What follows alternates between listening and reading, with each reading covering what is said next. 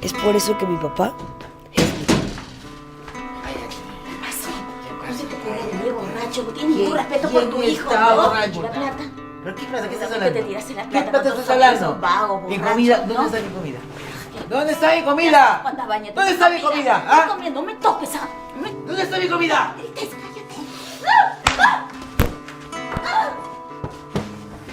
Sírveme mi comida. Eres una inútil, nunca haces las cosas bien. Es un juego, hijito. Tranquilo, no pasa nada. Mamá, ¿está bien? Mamá. No pasa nada. ¿Por qué te puedo dejar sola, mamá? No. Métete a tu cuarto. Bueno. ¿Sabes? ¿Te acuerdas? Es un juego. Corre, corre. Ya. Mamá, ya. Sirve la comida, anda, sirve.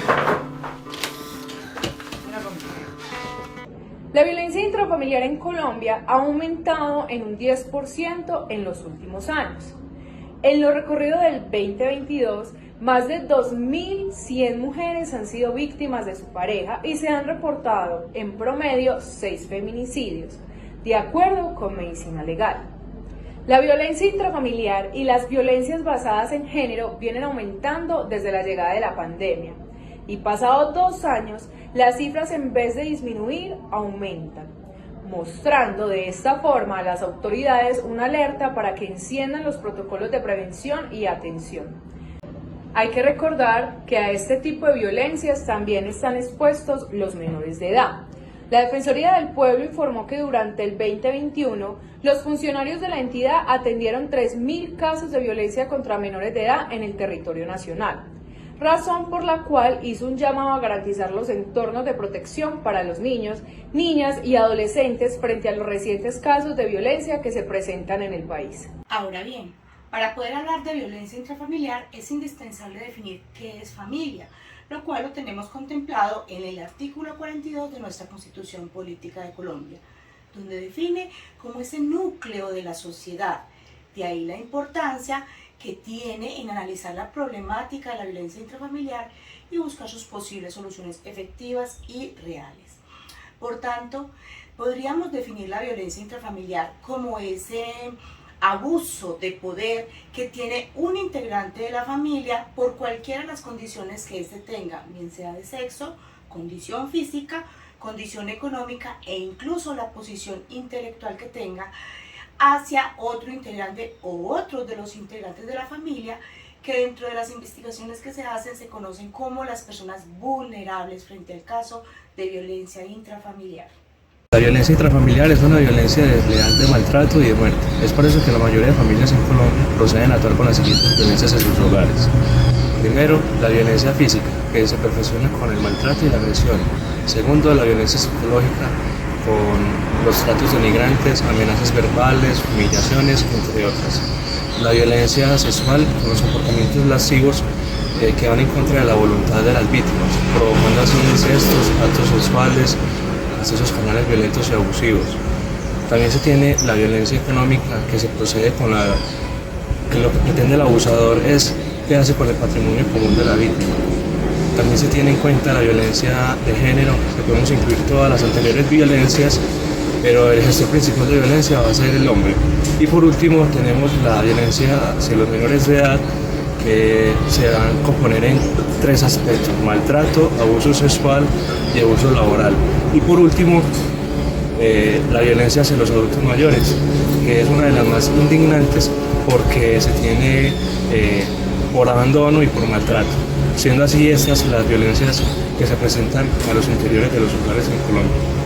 Las sanciones por la violencia intrafamiliar en Colombia están reguladas por las leyes 575 de 2005 y 1257 de 2008 para prevenir y detener de manera inmediata las conductas violentas y sus efectos contra las víctimas, mientras que el Código Penal las penaliza con pena de prisión de 4 a 8 años, agravada de la mitad a las 3/4 partes cuando la conducta recaiga sobre un menor, una mujer, una persona mayor de 60 años o que se encuentre en incapacidad o disminución física, sensorial y psicológica, o quien se encuentre en estado de indefensión.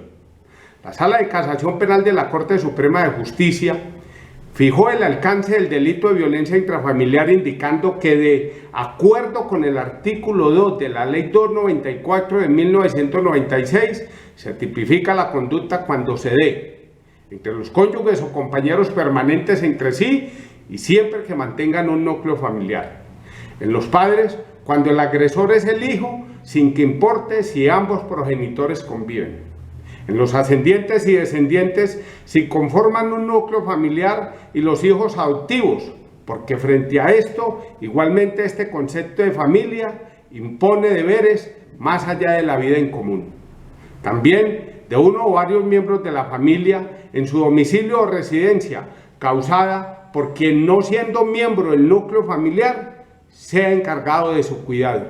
En tal sentido también se han venido profiriendo otros instrumentos internacionales en aras de proteger a cada miembro de la familia, en especial a los niños y a las mujeres, por ser reiteradamente este segmento de la población los que más se ven afectados por la violencia intrafamiliar en comparación con otros miembros de la familia. En desarrollo de esta normativa que ha ido en constante evolución, inclusive podemos mencionar la Convención de los Derechos del Hombre, donde implícitamente se encuentra una relación al deber de protección de la infancia frente a su integridad física, psíquica y sexual. Posterior a ello, con la Declaración de Ginebra de 1924 sobre los derechos del niño, se destaca, entre otros aspectos, que el niño debe crecer en el amparo y bajo la responsabilidad de sus padres. Esto lo que significa que debe crecer en un ambiente de afecto y de seguridad moral y material, donde se infiere que para que dicho cometido se cumpla, necesariamente el menor debe vivir en un ambiente libre de violencia. Queremos darles algunas recomendaciones para aquellas personas que estén expuestas a casos de violencia intrafamiliar, para que cuides de ti y de los tuyos. Dentro de esas situaciones queremos recomendarte siempre tener a mano tus documentos de identidad. Tenlos siempre cerca y en un lugar seguro. Segundo, conoce y busca números de apoyo que te puedan brindar alguna asesoría, algún apoyo, algún respaldo si llegas a presentar o vivir alguna de estas situaciones. Dentro del tema de maltrato y violencia interfamiliar, también es muy importante tener en cuenta algunas recomendaciones para prevenir estos casos. Entre esas recomendaciones está el abrir espacios de diálogo donde se pueda de manera controlada, pausada, expresar tanto los sentimientos negativos como positivos que se puedan estar viviendo. Es importante el diálogo. Abrir esos espacios y de forma controlada tomarse un momento para respirar y contarle a la otra persona qué se está viviendo. Es importante que lo comuniques y que lo hables, pero ante todo de forma controlada. Que la otra persona conozca tus sentimientos de manera controlada ayudará también a prevenir y a que se puedan evitar estos maltratos. Bien, apreciados compañeros y compañeras, totalmente de acuerdo con los planteamientos que han hecho respecto al tema de la violencia intrafamiliar. Y hablando de la violencia intrafamiliar, no se nos olvide que siempre en estos casos va a haber unos efectos colaterales, tanto en niños, niñas, adolescentes y adultos. Miren ustedes que uno de esos efectos colaterales podría ser que más adelante estas personas tengan problemas de adaptación social, tengan problemas de conducta de tipo social y también en las relaciones intrafamiliares.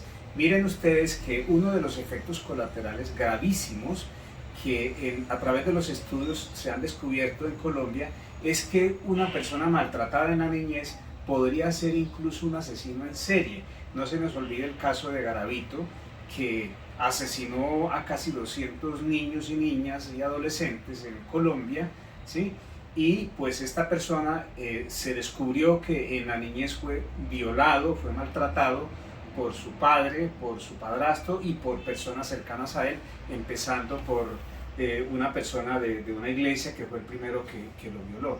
Y en ese orden de ideas pues tenemos también otro tipo de efectos como les decía, que puede ser ese comportamiento no adecuado, ese comportamiento conflictivo que puedan tener las personas y que a través de esa herencia que ya sufrieron, van a seguir entonces en esa práctica con los hijos que también tengan o con los menores que tengan a su alrededor.